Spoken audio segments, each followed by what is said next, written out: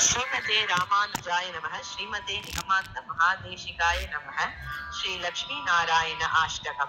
आर्तानां दुःखशमने दीक्षितं प्रभुमव्ययम् अशेष जगदाधारं लक्ष्मीनारायणं भजे। अपार करुणाम्भोधिम् आपद्बान्धवमच्युतम् अशेष दुःखशान्त्यर्थम् लक्ष्मीनारायणं भजे।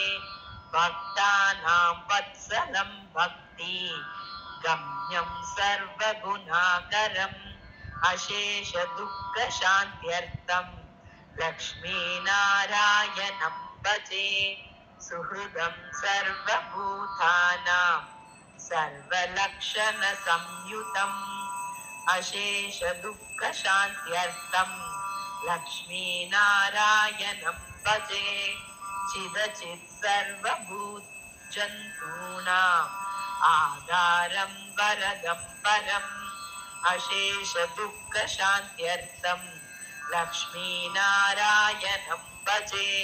शङ्खचक्रधरं देवं लोकनाथं दयानिधिम् अशेष दुःखशान्त्यर्थं लक्ष्मीनारायणं भजे।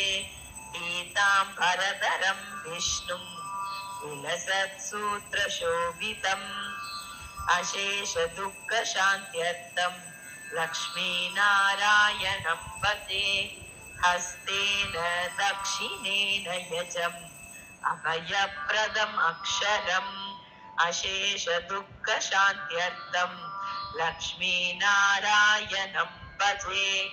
या पठेत् प्रातरुत्थाय लक्ष्मीनारायणाष्टकम् विमुक्तः सर्वपापेभ्यः विष्णुलोकं स गच्छति।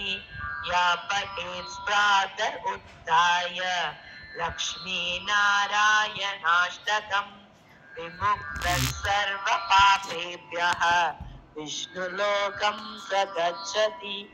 इति श्री लक्ष्मीनारायण अष्टकम्।